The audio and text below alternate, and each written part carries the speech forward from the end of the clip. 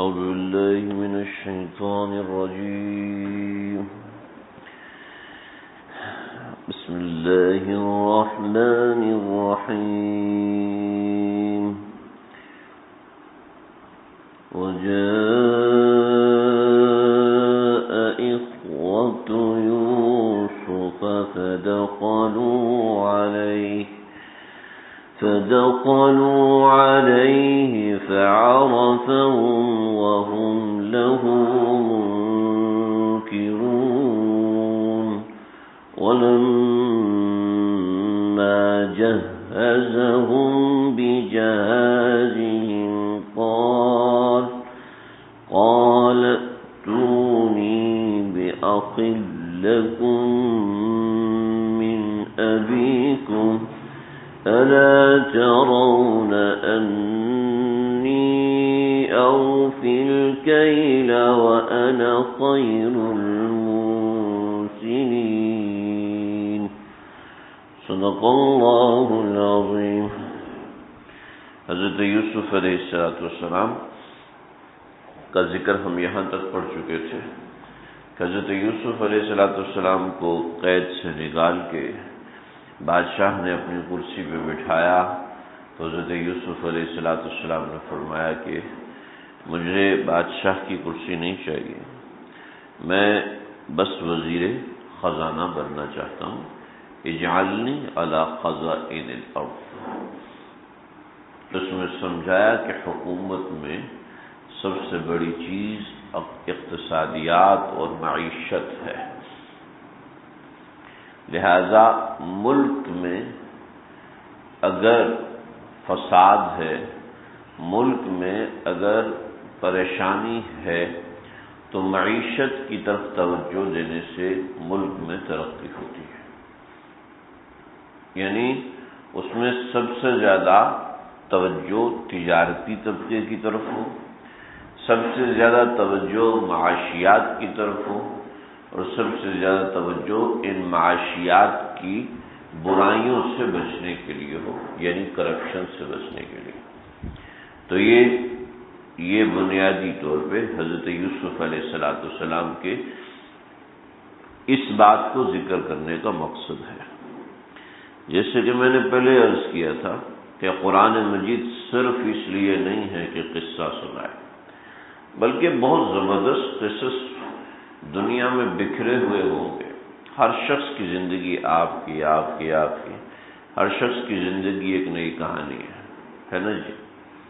ہر شخص کی زندگی میں بے شمار واقعات ہوتے ہیں، کون ایسا ہے جس کی زندگی میں کوئی واقعہ نہیں ہے جی؟ لیکن اللہ رب العزت نے ان سب کو چھوڑ کے صرف ایک واقعہ ذکر فرمایا، اس میں بتانا مقصد ہے کہ اس واقعے کے اندر وہ سب چیزیں آ جاتی ہیں جو میری آپ کی زندگی سے متعلق ہے۔ تو اللہ ایسی بات نقل فرماتے ہیں، بس ہم نے اس کو سمجھنا ہے۔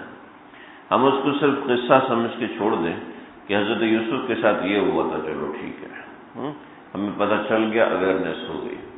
اگر صرف اس لیے سن لیا تو بیکار کیا، صرف معلومات میں اضافہ کیا، ورنہ یہ قرآن تو عبرت ہے۔ العبرۃ لعموم اللفظ لا لخصوص سبب۔ حضرت شاہ ولی اللہ محدث دہلوی رحمۃ اللہ علیہ فرماتے ہیں کہ العبرۃ لعموم اللفظ، قرآن مجید کے ہر لفظ سے عمومی عبرت ہے، اور اللہ نے عمومی عبرت کے لیے قرآن مجید کے مضامین نازل فرمائے۔ عمومی عبرت مطلب یہ ہے کہ میں بھی عبرت لے سکتا ہوں، آپ بھی عبرت لے سکتے ہیں اپنے واقعات کے اندر، اپنے معاملات کے اندر۔ وجاء اخوة یوسف فدخلوا علیہ فعرفهم وهم له منکرون۔ اب قصہ یہ ہوا، حضرت یوسف علیہ السلام کا جو معاملہ ہے اللہ رب العزت نے اختصار کے ساتھ بات فرمائی، تفسیر قرطبی اور دیگر تفاسیر میں تفصیل ہے، اور وہ یہ ہے کہ جب بادشاہ نے حضرت یوسف علیہ السلام کو اپنی جگہ پہ بٹھایا اور حضرت یوسف علیہ السلام نے اقتصادیات پہ کام کرنا شروع کیا، تو 7 سال تک جیسے خواب میں بشارت تھی کہ 7 برس تک خوب ہریالی ہوگی اور 7 برس کے بعد قحط آئے گا۔ چنانچہ حضرت یوسف علیہ السلام نے کسانوں کو مراعات دینا شروع کی، حکومتی سطح پر غلہ بیجنا شروع کیا، اور چونکہ پتہ تھا کہ 7 برس تک صحیح طریقے سے بارش ہونی ہے، تو معاشی نظام، آبپاشی کا نظام بہترین ہونا ہے، تو پوری سلطنت میں آبپاشی کی اور مستقل کھیتی باڑی کروائی اور غلے کو خاص طریقے سے سمیٹنا شروع کیا۔ قرآن نے جس کا ذکر کیا اور وہ بتایا کہ تاجروں کو، کسانوں کو بتایا، سمجھایا کہ غلے کو اگر سمیٹنا ہے، جیسے گندم کو اگر سمیٹنا ہے تو اس کا بہترین طریقہ یہ ہے کہ گندم کو اپنے سٹے کے اندر، اپنے خوشے کے اندر، اپنے سٹے اور خوشے کے اندر ایسے ہی رہنے دیا جائے جیسے کہ گندم ہوتی ہے۔ اور آج بھی اس کا ثبوت یہی ملتا ہے کہ گندم کو یہ لوگ نکال کے اگر 1 سال کے لیے ذخیرہ کرنا ہے تو ایک طریقہ ہوتا ہے، 2 سال کے لیے ذخیرہ کرنا ہے تو دوسرا طریقہ ہوتا ہے۔ انہیں بوریوں میں بند کرتے ہیں اور اس کے گرد توڑی لگا دیتے ہیں۔ توڑی سمجھتے ہیں؟ پتہ نہیں اردو میں کیا کہتے ہیں، لیکن اس کو ہماری زبان میں توڑی کہتے ہیں۔ بھوسا کہتے ہیں، بھوسا تو ہم نے کسی اور کو کہتے ہیں، لیکن بہرحال آپ فرما رہے تو ہم مان لیتے ہیں۔ تو اس کو جو گندم کا بھوسا ہوتا ہے، اس بھوسے کے اندر لپیٹ کر، یعنی بوری کے اندر بند کر کے پھر اس کے گرد بھوسا لپیٹ دیتے ہیں، اور 1 سال ہوتا ہے تو 1 سال کے لیے تو ایسے ہی سنبھال لیتے ہیں، 2 سال یا اس سے زیادہ کے لیے سمیٹتے ہیں تو یہ طریقہ۔ لیکن اگر لمبے عرصے کے لیے گندم کو سنبھالنا ہے تو اس کا طریقہ یہ نہیں ہے، اس کا طریقہ یہی ہے کہ اس کے سٹے کو کاٹ لیا جائے اور اس خوشے کو کاٹ کر اس گندم کو اپنے خوشے میں ہی رکھا جائے، اس سے اس کو گھن نہیں لگتا، اس سے گندم نرم نہیں پڑتی اور اس سے گندم کو کیڑا نہیں کھا سکتا۔ یہ چند ایک خاصیتیں ہوتی ہیں۔ چنانچہ حضرت یوسف علیہ السلام نے گندم کو اس طریقے سے سمیٹنا شروع کیا اور سمیٹتے 7 برس گزر گئے۔ 7 برس گزرے، 7 برس گزرنے کے بعد جب قحط پڑا، پہلے سال، دوسرے سال، تیسرے سال، تو یہ قحط پڑنا شروع ہوا تو نہ صرف مصر میں قحط پڑا بلکہ مصر سے قحط پڑتے پڑتے پوری دنیا میں اس وقت جو عالم آباد تھا، مصر کے گرد و نواح کے علاقے، ان تمام علاقوں میں قحط پڑا اور 7 برس تک بارش کی بوند نہ آنا، 7 برس تک پانی نہ ملنا، یہ بڑی مشکل قسم کی صورتحال ہے۔ چنانچہ حضرت یوسف علیہ السلام اس قحط کا سامنا کر رہے تھے پوری ایمانداری کے ساتھ، اور اس کا طریقہ یہ تھا کہ مصریوں کو 7 سال کا غلہ ان کے گھروں میں سنبھال کے رکھوا دیا تھا تاکہ مصریوں کو ضرورت نہ پڑے۔ اس غلے کی ضرورت پڑے تو ایمرجنسی میں پڑے، جیسے کسی کا ضائع ہو گیا، جیسے کسی کا غلہ خراب ہو گیا، جیسے کسی کا غلہ چوری ہو گیا، تو اس کے لیے ضرورت پڑے، ورنہ عمومی ضرورت غلے کی نہ پڑے۔ اس لیے کہ 7 برس تک غلہ چلنا ہے تو 7 برس تک ظاہر بات ہے ہر بندہ نہیں سنبھال سکتا، لہٰذا یہ مسئلہ ہوا۔ چنانچہ لوگوں نے بہت کہانیاں لکھی ہیں طرح طرح کی کہ لوگوں کے پاس غلہ نہیں تھا، جب لوگوں کے پاس غلہ نہیں تھا تو انہوں نے اپنے پاس جو بھی تھا وہ حضرت یوسف کو دے دیا، پھر اس کے بعد اپنے بچے دے دیے، پھر کہا اس کے بعد ہمیں غلام بنا لے، تو سارا مصر حضرت یوسف کا غلام بن گیا۔ کسی زبردست اسٹوری بنائی ہے، پورے کئی کی صفحات کی اسٹوری بنائی ہے جس کی کوئی حقیقت نہیں ہے۔ امام قرطبی رحمۃ اللہ علیہ نے لکھا ہے کہ اہل مصر کو غلہ پہلے سے دے دیا گیا تھا تاکہ اہل مصر کو ضرورت نہ پڑے۔ ہاں یہ غلہ کبھی ایمرجنسی یا سرکاری خزانے یا ان چیزوں کے لیے رکھا تھا، اور پھر ایسا ہوا کہ دوسرے علاقوں میں بھی، اور جب بھی کوئی ملک ترقی کرتا ہے تو وہ اس طریقے سے ترقی کرتا ہے کہ اس کی برآمدات کثرت سے ہو جائے، دوسرے ملک اس کے سامنے ہاتھ جوڑ لیں تو یہ ملک کی طاقت ہوتی ہے۔ چنانچہ اس غلے کو اس لیے استعمال کے رکھا گیا تھا کہ غلہ سارا تو ہمارے پاس ہے تو سارے ہمارے محتاج ہوں گے۔ چنانچہ حضرت یوسف علیہ السلام کے والد حضرت یعقوب علیہ السلام کو پتہ چلا، تو حضرت یعقوب علیہ السلام کو یہ پتہ چلا کہ مصر کا ایک بادشاہ ہے جو بڑا نرم دل، رحم دل ہے، تو وہ لوگوں میں غلہ تقسیم کرتا ہے۔ چنانچہ اپنے بچوں کو بھیجا کہ تم جاؤ اور جا کے یوسف علیہ السلام سے غلہ لے کے آؤ۔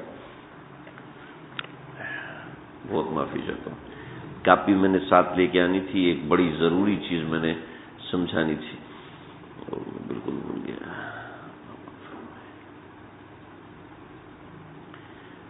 میں نے تمام انبیاء علیہ السلام کا ایک نسب نامہ تیار کیا تھا، جس میں انبیاء علیہ السلام کون سا نبی کس کی اولاد میں سے اور کیسے کیسے کس کی اولاد بنا، وہ سارا کا سارا میں نے اس میں درج کیا تھا۔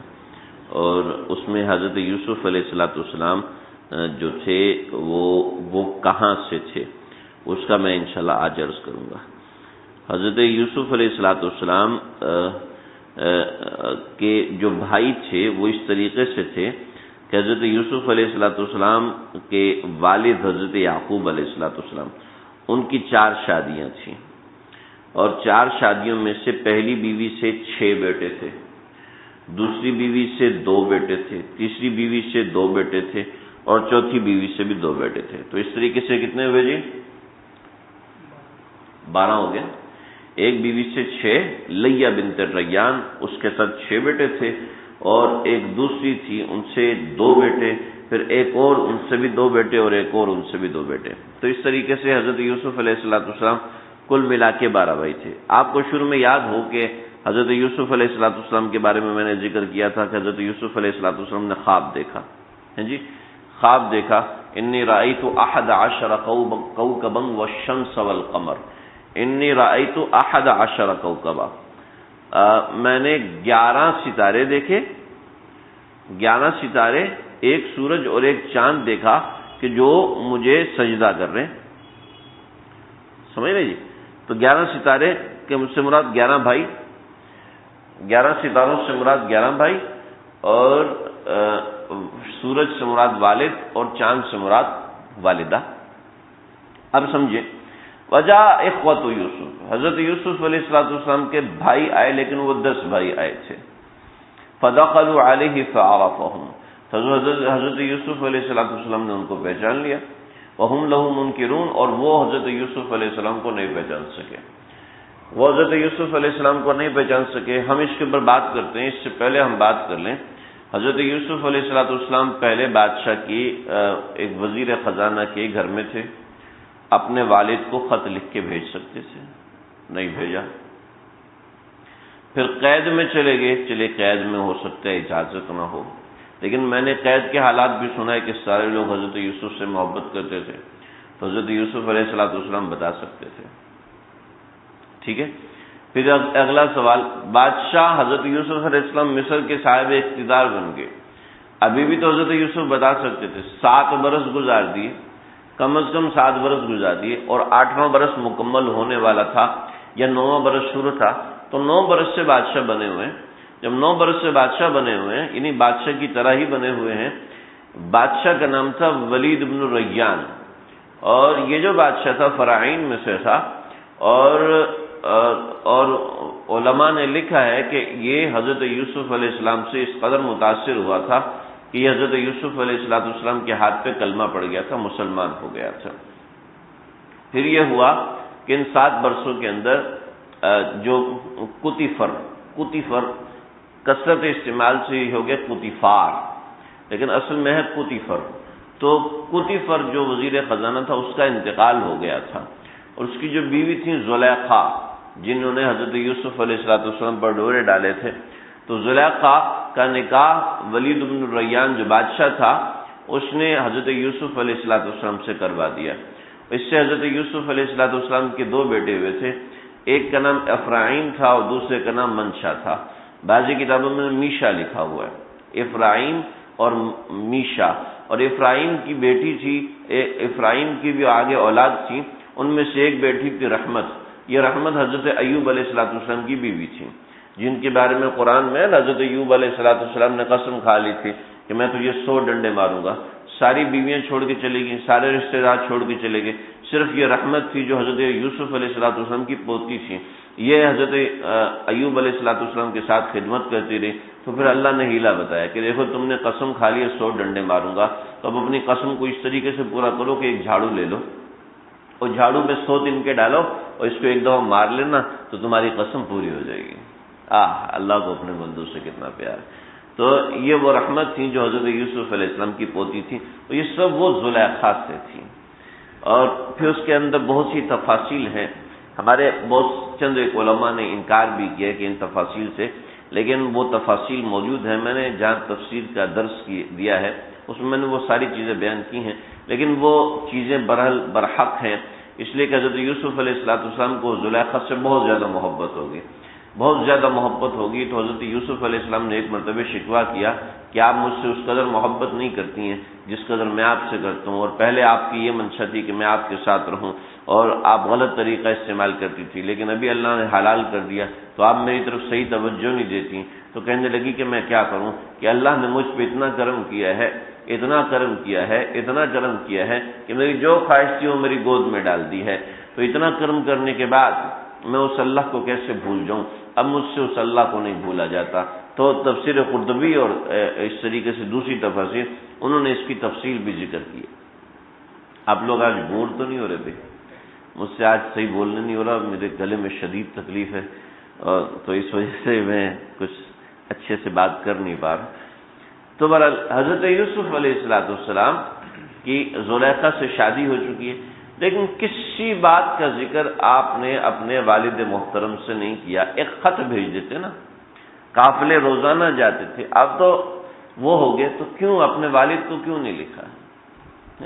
اکیلے زندگی گزار دی ساری، 40 برس سے اوپر کا وقت گزر چکا ہے، اکیلے زندگی گزار دی۔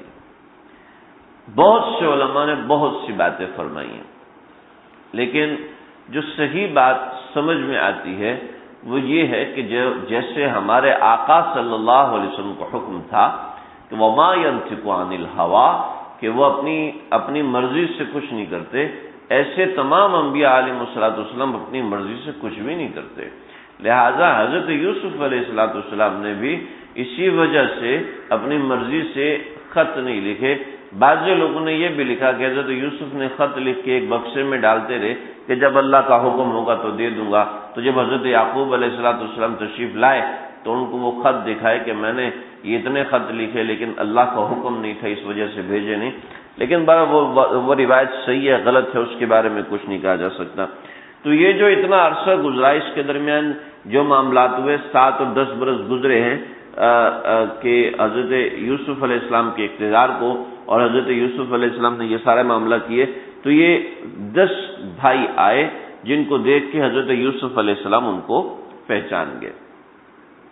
حضرت یوسف علیہ السلام کیسے پہچانے؟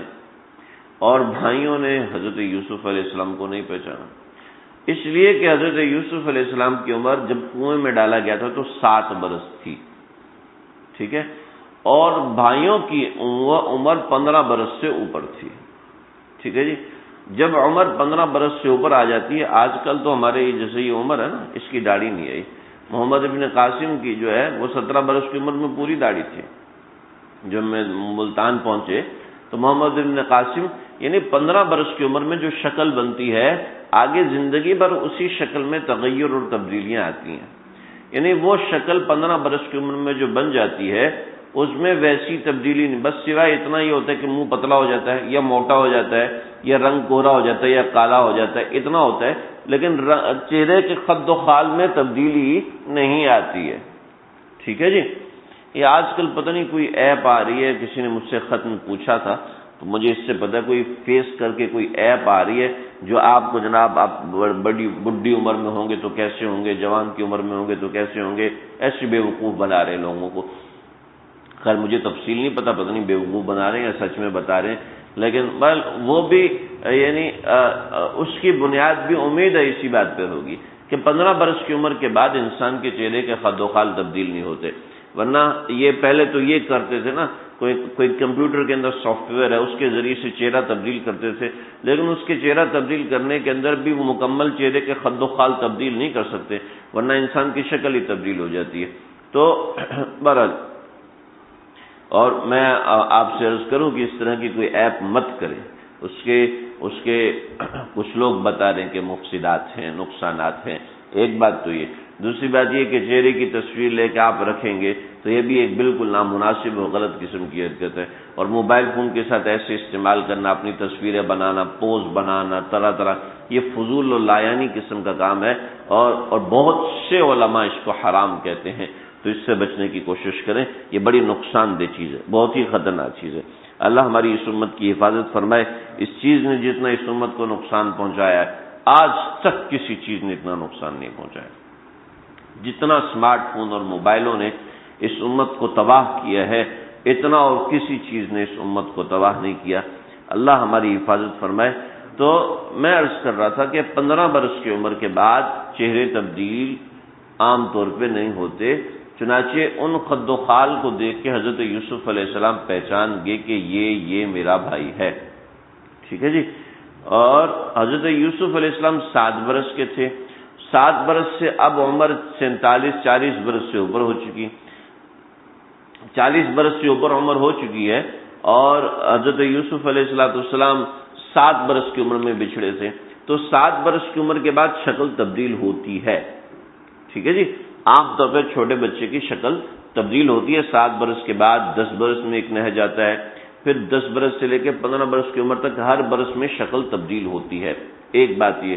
اور دوسری بات، بعض روایت میں یہ بھی ہے کہ حضرت یوسف علیہ السلام اتنے خوبصورت تھے، اتنے زیادہ خوبصورت تھے کہ وہ اپنے چہرے پہ نقاب ڈال کے رکھتے تھے، جیسے عورتیں نقاب ڈال کے رکھتی ہیں. وہ اپنے چہرے پہ نقاب ڈال کے رکھتے تھے کہ ایسا نہ ہو کہ کوئی فتنے میں مبتلا ہو جائے. اور فتنے میں مبتلا ہونے کا مطلب یہ ہے کہ وہ حسن کی وجہ سے، حسن ایسی چیز ہے جو انسان کے دماغ میں جب بیٹھ جاتا ہے تو پھر آسانی سے نکلتا نہیں ہے. اور کچھ لوگ حسن کے ایسے عاشق ہوتے ہیں، حسن کے ایسے عاشق ہوتے ہیں کہ جب وہ کسی ایک چیز کو دیکھ لے تو بغیر ٹکر مارے ان کی نظر ہٹتی نہیں ہے نا جی. ہمارے حضرت والا رحمۃ اللہ علیہ فرماتے ہیں کتنے لوگ میرے پاس آتے ہیں کہ لڑکی کو دیکھتے دیکھتے ایکسیڈنٹ کر دیتے ہیں. دیکھ کہیں بل بورڈ کو دیکھ رہے ہوتے ہیں، یہاں سے ٹھا مار دیا، ٹکر لے ہو جی. کتنے لوگوں کے ایکسیڈنٹ ہوتے ہیں نظر بازی کے چکر میں. وہ جناب وہ کسی اور کو دیکھ رہی تھی اور یہ سمجھیے مجھے دیکھ کے ہنس رہی ہے، اور جناب گاڑی بھگائی اس کے پیچھے اور دوڑ مار دی سامنے، اور سوری یار پتہ نہیں چلا. ہاں. تو بہرحال تو حضرت یوسف علیہ السلام کے بارے میں یہ بھی منقول ہے، لیکن یہ آیت کا ظاہر بتا رہا ہے کہ اس وقت حضرت یوسف علیہ السلام نقاب میں نہیں تھے، لہذا وہم لہو منکرون، وہ اس کو نہیں پہچانتے تھے. منکرون کا مطلب یہ ہے کہ دیکھا تو پہچانا نہیں، تو اس کا یہ مطلب ہے. لہذا جو لوگ یہ تفسیر کرتے ہیں کہ حضرت یوسف نقاب میں تھے، وہ تفسیر صحیح نہیں ہے. ٹھیک ہے. فعرفہم، حضرت یوسف علیہ السلام نے ان کو پہچانا، لیکن انہوں نے نہیں پہچانا. اب سامنے اگر نقاب میں تو پہچانے گا بھی کیسے؟ ٹھیک ہے. تو پہچان کی بات ہو نہیں سکتی، سمجھ رہے ہیں جی. تو حضرت یوسف علیہ السلام نے سب سے پہلے، اسرائیلی روایتیں لیکن قرآن سے ٹکرا نہیں رہی، اور ان باتوں کی تائید بھی دیگر آیات سے ہوتی ہے کہ حضرت یوسف علیہ السلام نے ان سے پوچھا بھئی تم کون ہو؟ کہ جی ہم غلہ لینے آئے.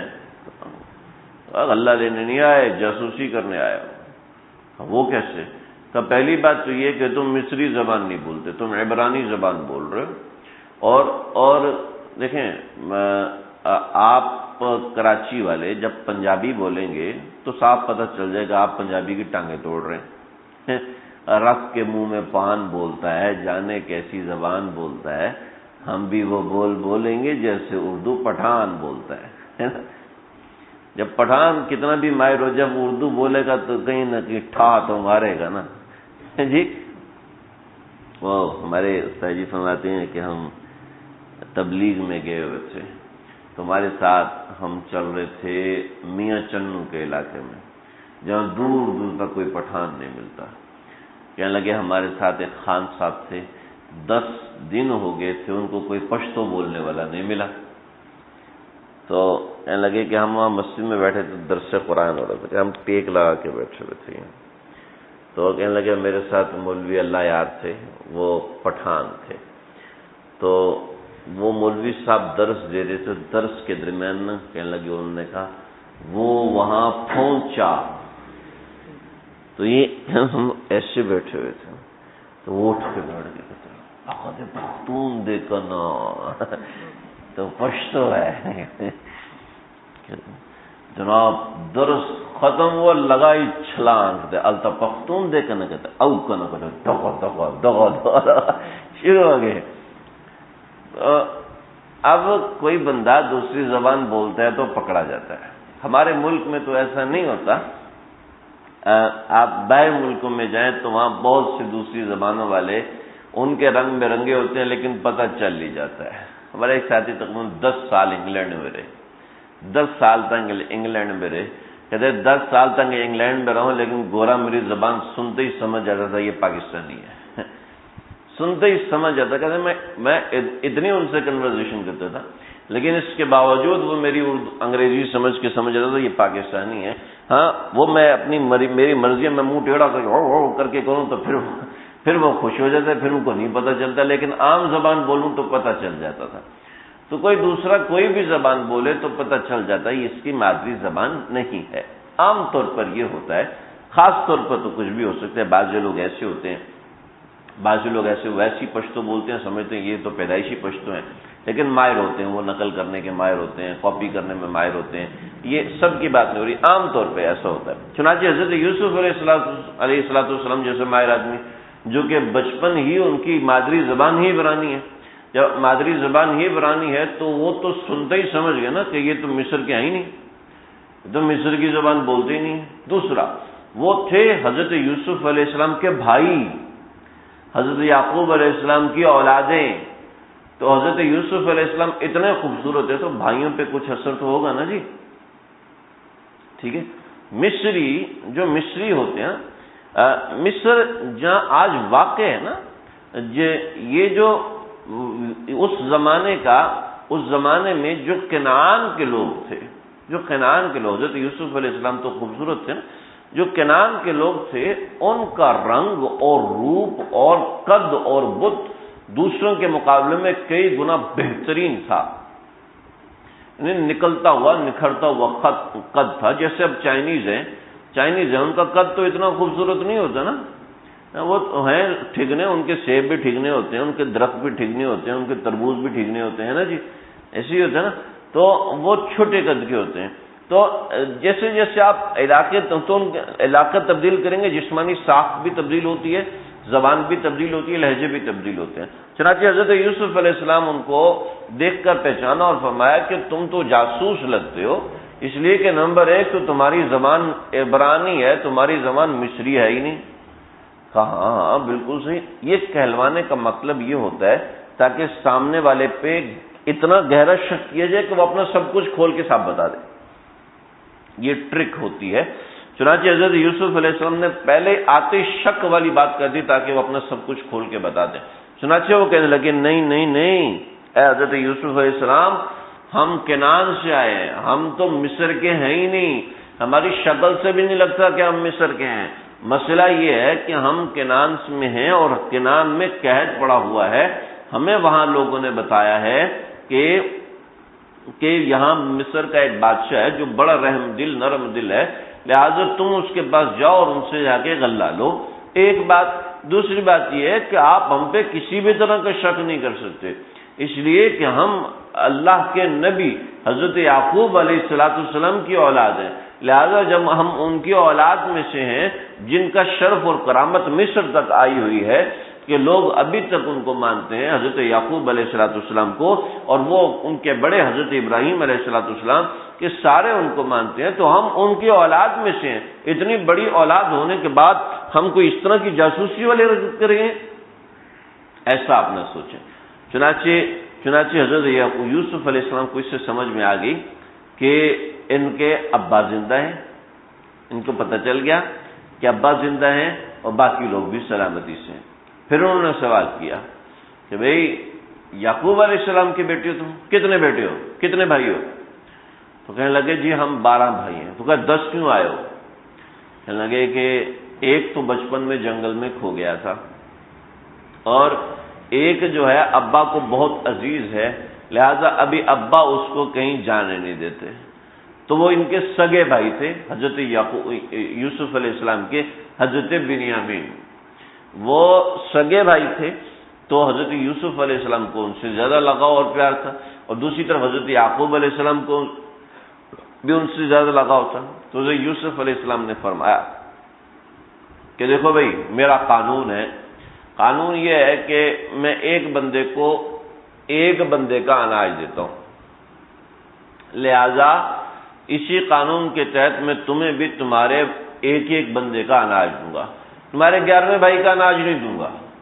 انہوں نے مانگا بھی تو نہیں تھا نا، لیکن حضرت یوسف علیہ السلام کو چونکہ اشتیاق تھا تو بنائے تمہارے 11ویں بھائی کا نہیں دوں گا، اگلی دفعہ اس کو لے کر آنا تب اس کو دوں گا.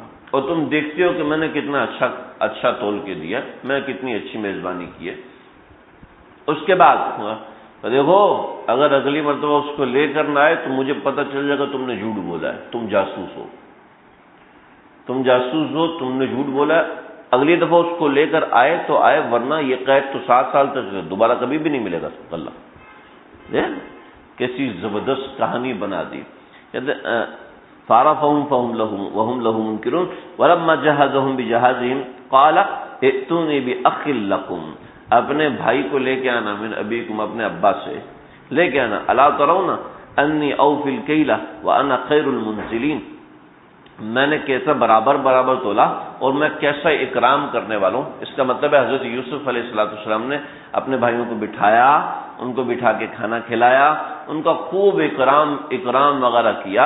اس کے بعد یہ ساری بات ہوئی. پھر دھمکی دی فَإِن لَّمْ تَأْتُونِي بِهِ، اگر تم اس کو نہ لے کے آئے نا تو فَلَا كَيْلَ لَكُمْ عِندِي، تو بس پھر میرے پاس نہ تمہیں کچھ نہیں ملے گا. وَلَا تَقْرَبُونَ، یہاں قریب بھی آنا. اوہو قالوا سنراود عنه اباه وانا لفاعلون، کہنے لگے کہ ہم اس کے ابا سے بات کریں گے، اب گھبرائیں نہیں. قال لفتيانه اجعلوا بضاعتهم في رحالهم لعلهم يعرفونها، کہ بھئی ان کا جو سامان دینے کے لیے لائے نا یہ ان کے سامان کے اندر ہی ڈال دینا. کیوں؟ بہت سی توجیحات کی ہیں مفسرین کرام نے. فرماتے ہیں کہ حضرت یوسف علیہ السلام کو اچھا نہیں لگا کہ میں اپنے ہی بھائیوں سے پیسے لوں، پسند نہیں آیا. دوسرا یہ کہ ہو سکتا ہے ان کے پاس دوبارہ آنے کے لیے پیسے ہی نہ ہوں، تو ان پیسوں کے بہانے دوبارہ تو آئیں گے. ٹھیک ہے. پھر تیسرا کہ ابا پہ اثر پڑے کہ دیکھو اتنا اچھا بادشاہ ہے تو چلو وہ بنیامین کو بھیج ہی دے گا، جب بھیج دے گا تو پھر میں نہیں چھڈاؤں گا. اور چوتھی توجیہ یہ ہے کہ شاید میرے بھائی سمجھ جائیں کہ یہ وہی یوسف ہے جس کو ہم کنویں میں ڈال کے آئے تھے، کہ اتنا اچھا کون ہے کہ پیسے بھی نہ لے اور غلہ بھی دے دو، زمانہ بھی قحط کا ہے، تو شاید میرے بھائی سمجھ جائیں. لیکن فلما رجعوا الى ابيهم قالوا يا ابانا منع منا الكيل فارسل معنا اخانا. اس سے سمجھ میں آتا ہے کہ وہ لوگ کنعان پہنچے. اچھا ایک اور بات، وقال لفتیانی، فتیانی کا مطلب ہوتا ہے نوجوان لڑکے، فتیانی کا مطلب نوجوان لڑکے. معلوم یہ ہوا کہ اگر کسی کو مزدور رکھنا ہے تو کسی ایسے کو رکھیں جو کہ طاقتور ہو. ٹھیک ہے، جو کہ طاقتور ہو، طاقت سے بھرپور ہو اور اٹھتی جوانی میں ہو. کسی بڈھے آدمی کو مزدور نہ رکھیں. سمجھ؟ اللہ نے قرآن میں کہ حضرت یوسف علیہ السلام نے جوان لڑکے رکھے ہوئے تھے، تو ایسے کو مزدور بنائیں، کسی بڈھے آدمی کو مزدور نہ بنائیں کہ ایسا نہ ہو کہ وہ مزدوری کرتے کرتے مر جائے اور پھر آپ کے سر پہ پڑ جائے. جی قرآن مجید اشارے تھے اجعلوا بضاعتهم في رحالهم، ان کے سامان کے اندر ان کے پیسے ڈال دینا. فلما رجعوا الى ابيهم، بس اس کے بعد انشاءاللہ آئندہ ذکر کروں گا. ذی الحج کے بارے میں کچھ باتیں، 3-4 باتیں عرض کر دوں. ذی الحج کا مہینہ بڑا مبارک، بہت معتبر، خاص طور پر پہلے 10 دن. یہ پہلے 10 دن بلکہ یہ کہا جائے کہ 13 دن، 2 دن گزر گئے، کل تیسرا دن ہے. ان راتوں کے بارے میں اللہ نے قسم کھائی ہے والفجر ولیال عشر والشفع والوتر، مجھے 10 راتوں کی قسم ہے. تو یہ راتیں عبادت کی راتیں ہیں. سمجھ رہے ہیں؟ علماء نے لکھا ہے کہ رمضان المبارک سے بھی زیادہ افضل، رمضان المبارک سے بھی زیادہ افضل یہ والی راتیں ہیں. یعنی پہلے 20 دنوں کے اگر تقابل کیا جائے تو یہ 10 راتیں رمضان المبارک کے ایام سے بھی افضل ہے. تو علماء نے لکھا ہے کہ دن رمضان کے افضل ہے، راتیں یہ والی 10 افضل ہیں جو یہ چل رہی ہیں. یعنی آج ہماری تیسری رات ہے. یعنی اس رات میں جو بندہ بھی جو عبادت کرتا ہے، تہجد پڑھتا ہے، اللہ سے دعا کرتا ہے، تلاوت کرتا ہے، نوافل پڑھتا ہے، وہ ذکر کرتا ہے، وہ اللہ رب العزت کو کہ خیر افضل من العمل، کہ عمل میں سب سے زیادہ افضل ہے جو ان راتوں میں عبادت کی جائے، جو ان دنوں میں عبادت کی جائے. اور پھر فرمایا کہ جو ایک دن کا روزہ رکھتا ہے اس کو 1 برس کے روزوں کا اجر دیا جائے گا، اور جو 9 تاریخ کا روزہ رکھتا ہے تو فرمایا کہ مجھے اللہ سے امید ہے کہ اللہ اس کے 2 برس کے گناہ معاف فرمائیں گے، ایک جو برس پیچھے گزر چکا اور ایک جو برس آگے آنے والا ہے. علماء نے توجیہ لکھی ہے کہ ایک جو برس آگے آنے والا ہے اس کی توجیہ یہ کہ اللہ اس سے برے اعمال نہیں ہونے دیں گے، اور اگر ہو بھی جائیں گے تو اللہ توبہ کی توفیق دیں گے. حضرت ہمارے اکابرین میں سے حضرت مفتی عبدالرؤوف سکھروی صاحب دامت برکاتہ، وہ فرماتے ہیں کہ ہمارا تجربہ ہے، یہ کوئی فرض واجب سنت وغیرہ نہیں ہے، تجربہ ہے، جو شخص 9 ذی الحج کا روزہ رکھ لیتا ہے تو اللہ اگلے پورے برس کے اندر اس کے ساتھ کوئی بڑا حادثہ نہیں ہونے دیتے. اللہ اس کے ساتھ، اور حدیث سے توجیہ ایسے ملتی ہے کہ اللہ نے فرمایا اگلے 1 سال کے بھی معاف کر دیں گے، تو اس کا مطلب ہے اگلا 1 سال کی زندگی اللہ دیں گے. ٹھیک ہے. ہمارے جتنے بھی بڑے لوگوں کو ہم نے دیکھا ان کا انتقال ہوا تو ان کا 9 ذی الحج کا روزہ کسی بہانے سے رہ گیا تھا. تو ہمارا یہ تجربے کی بات ہے، غلط بھی ہو سکتا ہے. تو 9 ذی الحج کا روزہ ضرور رکھیں، انشاءاللہ اللہ اگلا پورا صلافیت کے ساتھ گزروائیں گے، اللہ بڑی آفات سے انشاءاللہ حفاظت فرمائیں گے. تو کوشش کریں جی 9 ذی الحج کا روزہ تو لازمی رکھیں. بہتر ہوگا کہ پہلے سے رکھنا شروع کر دیں، ایسے 9 ذی الحج کا روزہ رکھتے ہی مر جائیں بھائی. ٹھیک ہے. تو پہلے 2-4 روزے بھی رکھ لیں تاکہ فضیلت حاصل ہو جائے پورے سال کے روزے. سمجھ رہے جی. یہ بڑے مبارک ایام ہیں، اتنے مبارک ایام ہیں کہ ان ایام کے اندر اللہ نے کائنات کی سب سے بڑی عبادت یعنی حج کو فرض فرمایا، اور پھر ان ایام کے نام بھی مقرر فرمائے. دیکھو رمضان کے کس دن کا نام، پہلے دن کا کیا نام ہے رمضان کا جی، دوسرے دن کا کیا نام ہے. پھر اس دن کے اندر اس عشرے کے اندر ایک بڑی خاص بات رکھی، بہت خاص بات رکھی. ہر دن کی رات کب ہوتی ہے جناب؟ ہر دن کی رات پہلے آتی ہے، اس کے بعد دن بعد میں آتا ہے. ٹھیک ہے. یعنی مغرب کے بعد سے اگلا دن شروع ہو جاتا ہے. یعنی پہلے رات آئی پھر دن، پہلے رات پھر دن، پہلے رات پھر دن، ایسے ہوتا ہے نا جی. مغرب کے بعد سے اگلا دن شروع ہو گیا. جیسے ہم اعتکاف بیٹھتے ہیں تو بتائیے اگلی تاریخ شروع ہوگی مغرب کے بعد. تو شرعی اعتبار سے مغرب سے تاریخ شروع ہوتی ہے. جب ہمیں چاند نظر آتے تو فجر میں نظر آتا ہے جی. پشاور میں نظر آتا ہوگا فجر میں، عام طور پہ مغرب میں نظر آتا ہے چاند. ٹھیک ہے جی. تو مغرب میں چاند نظر آتا ہے تو اس کا مطلب ہے ہمارا جو تاریخ شروع ہوتی ہے وہ مغرب سے شروع ہوتی ہے. ٹھیک ہے. لیکن اس عشرے میں اللہ نے ایک بڑی الگ بات کی، اور وہ یہ بات کی کہ 9 ذی الحج کے دن کو اللہ 2 راتیں دیتے ہیں، ایک پہلے رات اور ایک بعد کی رات. اور 10 ذی الحج کا دن اکیلا دن ہوتا ہے، یعنی اس دن کے ساتھ رات نہیں جڑی ہوتی.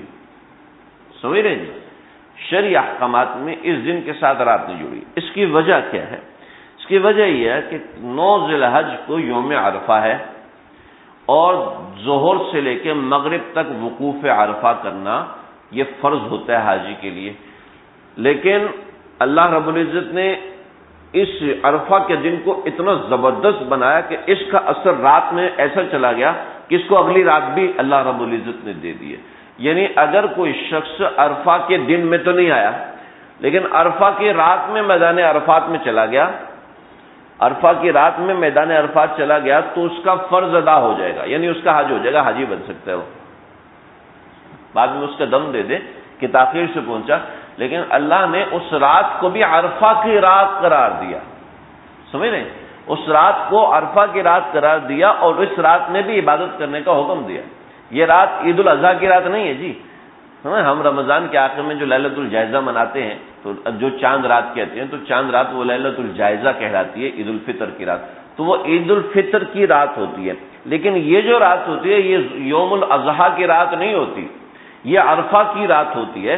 عرفہ کی دو راتیں، ایک رات پہلے آتی ہے 9 ذی الحج کی اور ایک رات بعد میں آتی ہے، تو یہ ایک ایسا نظام ہے جو پورے سال میں کسی دن کو حاصل نہیں، اس دن کو حاصل۔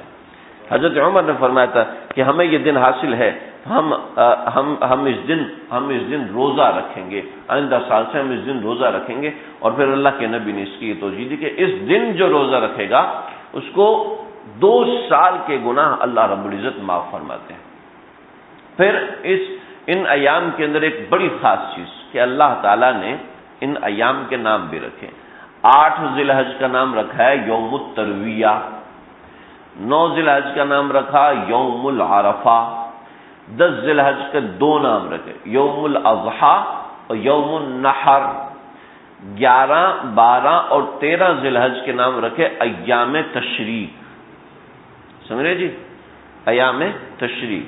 اب ان کی وجہ تسمیہ سن لے، تھوڑی سی وجہ بتا دوں، تھوڑی دلچسپی رہے گی، یاد بھی رہے گا۔ یوم الترویہ 8 ذی الحج کو کہتے ہیں جی، یہاں لوگ مینا جاتے ہیں اور وغیرہ وغیرہ، حج کے ارکان، تو یوم الترویہ اس کو کہتے ہیں۔ ترویہ کہتے ہیں اونٹوں کو پانی پلانا، ترویہ کہتے ہیں اونٹوں کو پانی پلانا۔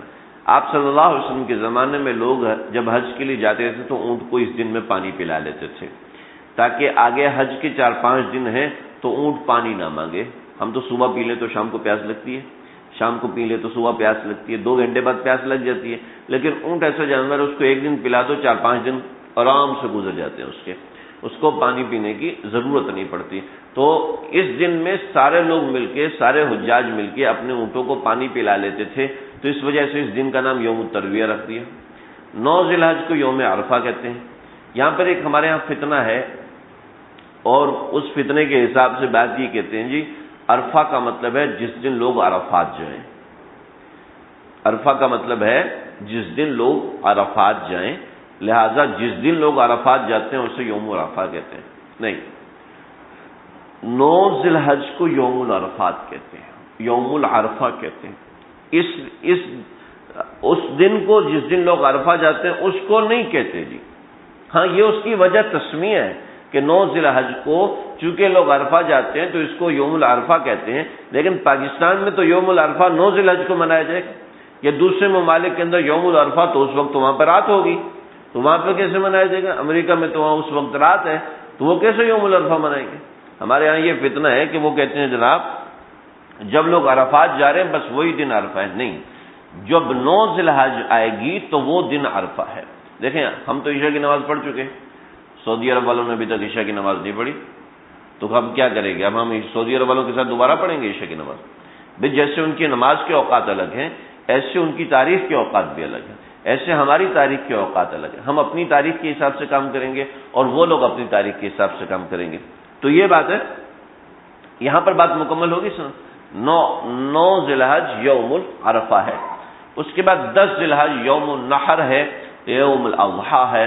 یوم النحر کا مطلب یہ ہے، یوم النحر کا مطلب یہ ہے کہ اس دن اونٹوں کو نحر کیا جاتا تھا، تو جب نحر کیا جاتا تھا تو اس کو یوم النحر کہ اونٹ کو نحر کرتے ہیں اور جانور کو ذبح کرتے ہیں، تو یہ 2 نام اس دن کے پڑ گئے۔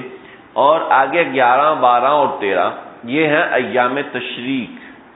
تشریق کسے کہتے ہیں؟ تشریق کہتے ہیں گوشت سکانا۔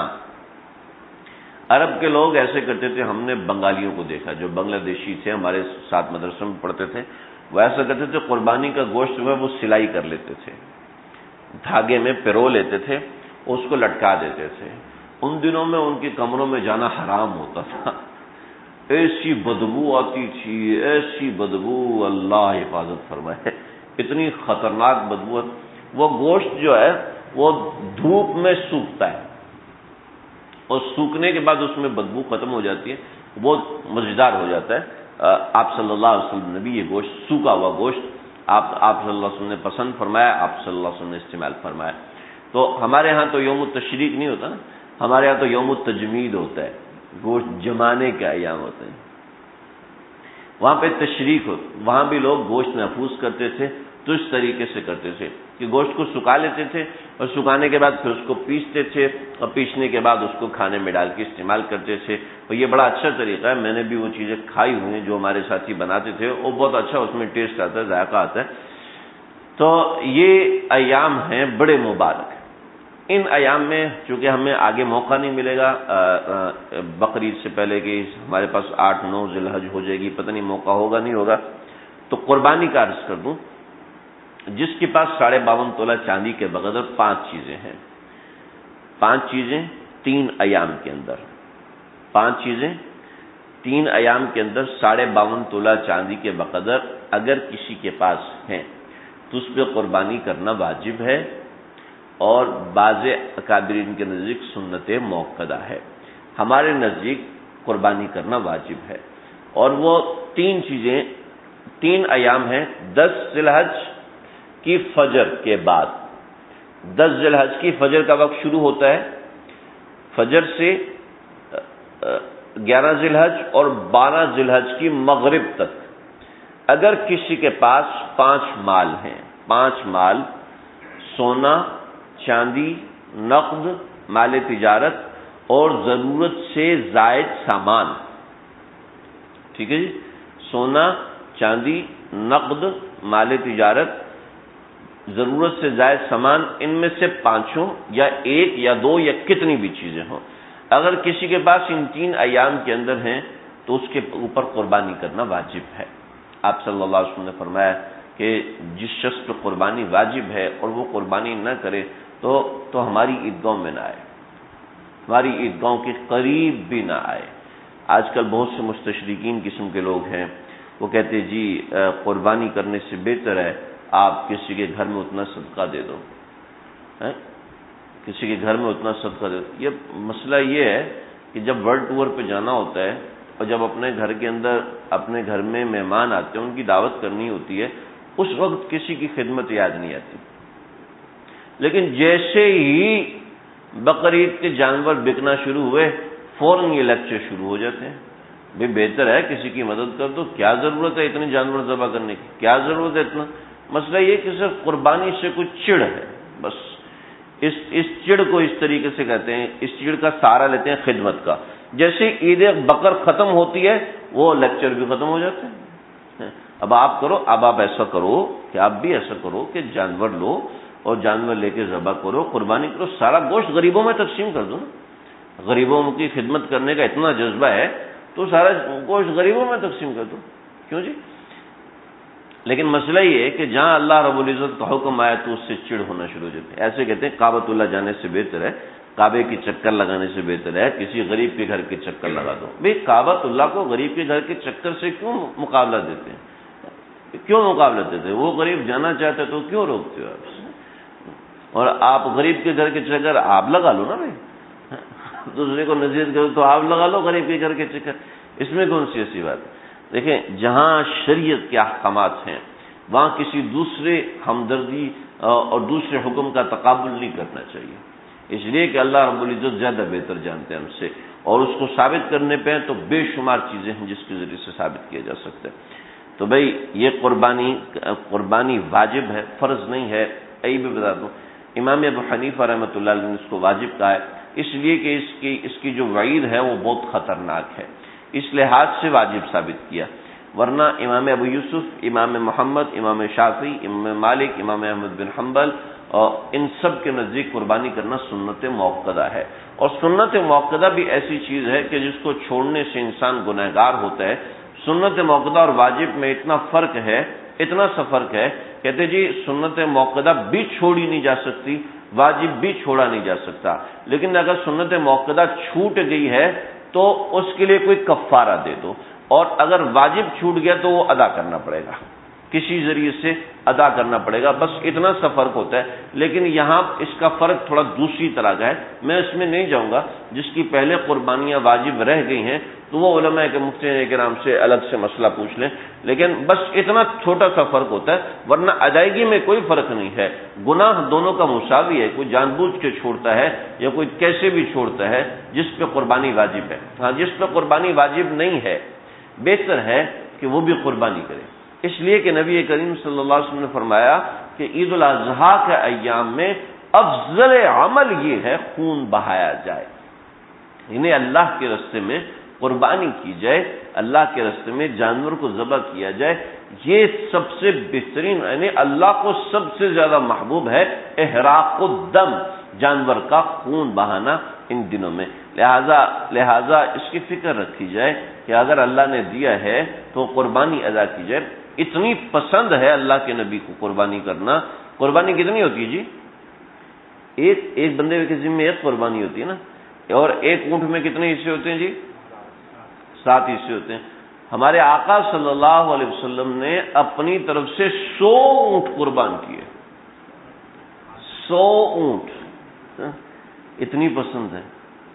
اور پھر ازواج مطہرات کی طرف سے پوری ایک گائے ازواج مطہرات کی طرف، یعنی ان کا ایک حصہ ملا کے ایک گائے، اور پھر فرمایا کہ 2 مینڈے لے کے آؤ، 2 مینڈے لے کے آئے، ان دونوں کو آپ صلی اللہ علیہ وسلم نے اپنے دست مبارک سے ذبح فرمایا اور فرمایا کہ اللہم تقبل، اے اللہ اس کو قبول فرمائے میری طرف سے اور میری امت کے ان لوگوں کی طرف سے جو غریبی کی وجہ سے، مالداری نہ ہونے کی وجہ سے قربانی نہ کر سکے، ان کی طرف سے اس قربانی کو قبول فرمائی۔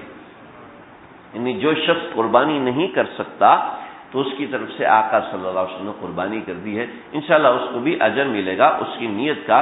لیکن کوشش کریں، بہت بہت بابرکت عمل ہے، اس عمل کو کرنے کی کوشش کریں۔ اللہ سمجھنے کی اور عمل کرنے کی توفیق عطا فرمائے۔ وآخر دعوانا ان الحمدللہ رب العالمین۔